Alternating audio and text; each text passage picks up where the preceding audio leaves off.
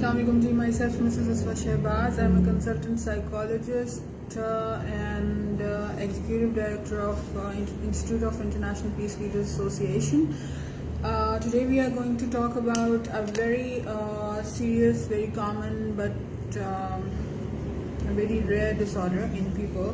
Normally लोगों को इस चीज़ के बारे में पता नहीं होता है. हमारे साथ बहुत सारे ऐसे इश्यूज हो रहे होते हैं जो इस साइकोलॉजिकल प्रॉब्लम से रिलेटेड हैं, which is GAD. It's generalize anxiety disorder. Normal आपकी एंग्जाइटी जो होती है उससे थोड़ा सा हटके ये डिसऑर्डर है. जनरलाइज एंग्जाइटी डिसऑर्डर के लोगों में बहुत एंग्जाइटी इस तरह की होती है, लाइक जनरल चीज़ों पे एंग्जाइटी होती है. फॉर एग्जांपल, आपके घर में किसी गेस्ट ने आना है एंड तो ऐसे लोग अगर जो लोग वेट कर रहे हैं उसमें से कोई ऐसा बंदा है जिसको लगता है कि मुझे पता नहीं मैं अपने आप को ठीक से प्रेजेंट कर सकूंगा या कर सकूंगी या नहीं, या इस तरह की चीज़ जो है, या गेस्ट अगर आ रहे हैं या मुझे कोई प्रेजेंटेशन देनी है आपको या इस तरह की कोई चीज़ है तो मैं कर सकूंगा या नहीं कर सकूंगा, या कर सकूंगी या नहीं कर सकूंगी. एंग्जाइटी में रहना, बहुत ज़्यादा शिवरिंग का होना, बहुत ज़्यादा एक्सेसिव जो है वरीज बहुत ज़्यादा होती हैं इस तरह के लोगों में. ठीक है, कि छोटी छोटी चीज़ों के बारे में, मतलब जितनी भी आपकी जनरल चीज़ें हैं.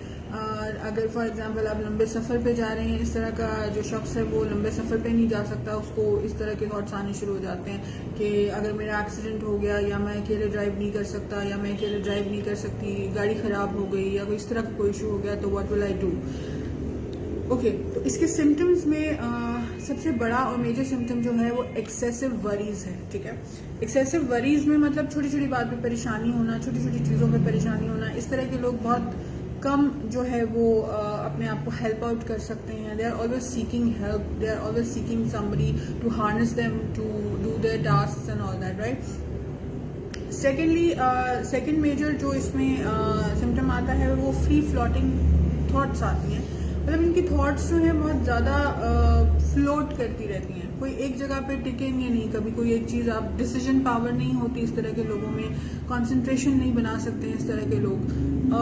जाहिर बात है कि अगर आप कंसंट्रेशन नहीं बना सकते हैं या आपकी जो पिकिंग पावर है चीज़ों को लेके वो ठीक नहीं है, तो फिर उसमें आपको और भी बहुत सारे इश्यूज आते हैं जिसमें फिजिकल इश्यूज भी इन्वॉल्व होते हैं. फिजिकल इश्यूज में जो जनरलाइज एंग्जाइटी डिसऑर्डर के जो पेशेंट्स होते हैं उनमें फिजिकल इश्यूज में सबसे पहले जो है वो टेंस्ड मसल्स होते हैं. ऐसे लोग बहुत ज़्यादा कंप्लेन करेंगे जी कि मेरी टांगों के, मेरे शिन्स के, मेरी फेस के जो मसल्स हैं, देर always tensed, you know. I can not work properly, मेरी बॉडी कंफर्टेबल नहीं है. या स्वेटिंग का बहुत ज़्यादा होना, ये इस तरह के इश्यूज आना. मतलब स्वेटिंग, एक नॉर्मल स्वेटिंग होती है, एक इनको बहुत ज़्यादा स्वेटिंग होती है, like hands are like wet, इस तरह की स्वेटिंग होना. फिर ट्रिमर्स इन हैंड्स, लाइक आपके हाथ जो हैं वो कांपते हैं, शिवर करते हैं इन सर्टन सिचुएशन. या नॉर्मली जनरली भी आपके हाथ जो हैं वो शिवर करते रहते हैं सोच सोच के कि I am not able to do anything, I can not do this, I can not do that, right.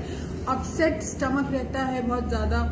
कभी आपको लूज मोशंस फील होते हैं, कभी कॉन्स्टिपेशन फील होता है. You are always feeling you know like scrolling something in your stomach, या इस तरह की कोई चीज़. स्क्रैचिंग, स्टमक स्क्रैचेस बहुत ज़्यादा होते हैं, लाइक आपको पेट में दर्द बहुत ज़्यादा फील होता है. ऐसे लोगों को बहुत ज़्यादा इस तरह की एंग्जाइटी रहेगी कि कहीं मुझे अल्सर्स तो नहीं हो गए, कहीं कोई इस तरह का मुझे कॉमनली पेशेंट हमारे पास आते हैं, कहते हैं जी कि मुझे अपने स्टमक में कोई मूवमेंट फील होती है, या मेरे साथ जो है इस तरह का कोई इशू है, maybe I have stomach cancer, या इस तरह की कंप्लेंट्स करते हैं आके. ठीक है, यूरिन कंट्रोल नहीं कर सकते इस तरह के लोग बहुत ज़्यादा.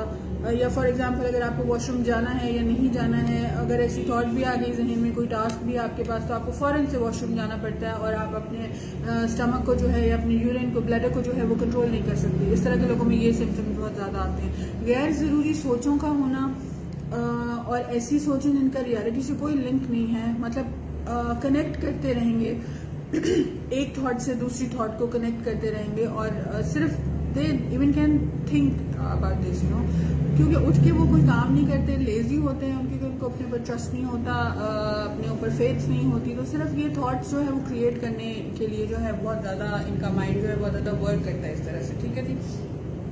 इम्पॉसिबल के बारे में सोचना।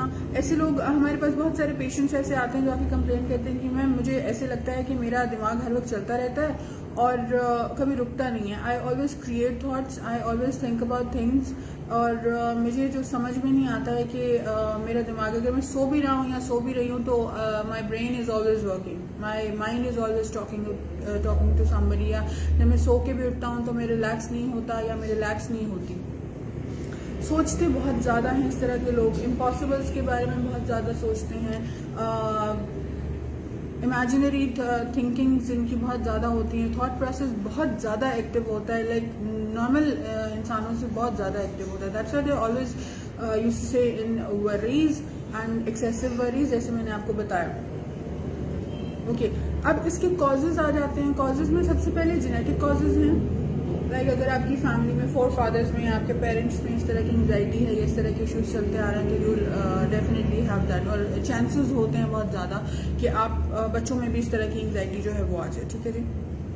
सेकेंडली, ड्यू टू इन्वायरमेंट होता है ये। ड्यू टू इन्वायरमेंट का मतलब ये कि फॉर एग्जाम्पल अगर कोई बच्चा एक फैमिली में ग्रो अप हो रहा है, उसके पेरेंट्स में, उसके फादर में, उसके मदर में या उसके 4 फादर्स में अगर वो देखता है कि कोई इस तरह के इश्यूज हो रहे हैं, लाइक पेरेंट्स बहुत ज़्यादा टेंशन ले रहे हैं छोटी छोटी बात पे और एंग्जाइटी फील हो रही है और इस तरह की चीज़ें हो रही हैं कि लाइक जो नॉर्मल लोग नहीं करते या एक्सेसिव वरीज जो है वो डिस्प्ले हो रही हैं, तो इस तरह के बच्चों में ये इश्यूज आना बहुत नॉर्मल है। उसके बाद न्यूरोकेमिकल चेंजेस होती हैं।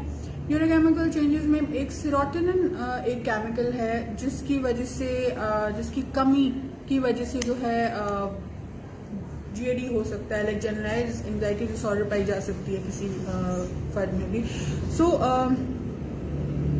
नॉर्मली आपने ऐसे लोगों को देखा होगा कि वो हमेशा किसी परेशानी में रहेंगे, किसी प्रॉब्लम में रहेंगे, किसी इस तरह की वरी में रहेंगे कि आपको लगेगा कि ये बंदा या ये शख्स जो है या ये जो पर्सन है ये ज़रूरत से ज़्यादा सोचता है। आपने बहुत सारे आपके ऑफिस में, आपके घर में, आपकी फ्रेंड्स में ऐसे लोग देखे होंगे जो बहुत ज़्यादा ओवर थिंकिंग करते हैं।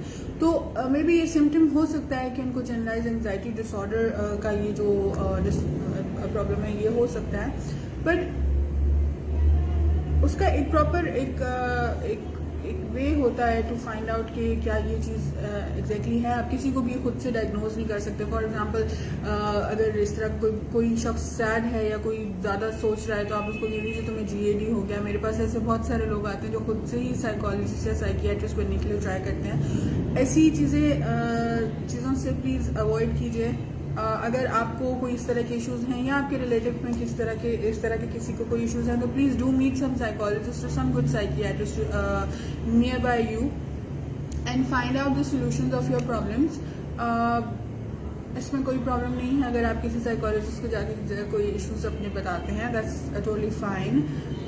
एंड ये थोड़ी सी इंफॉर्मेशन थी अबाउट जनरलाइज एंग्जाइटी डिसऑर्डर। इससे रिलेटेड कोई क्वेश्चंस, कोई queries, I am always waiting. Thank you very much for this session. I will see you next Thursday.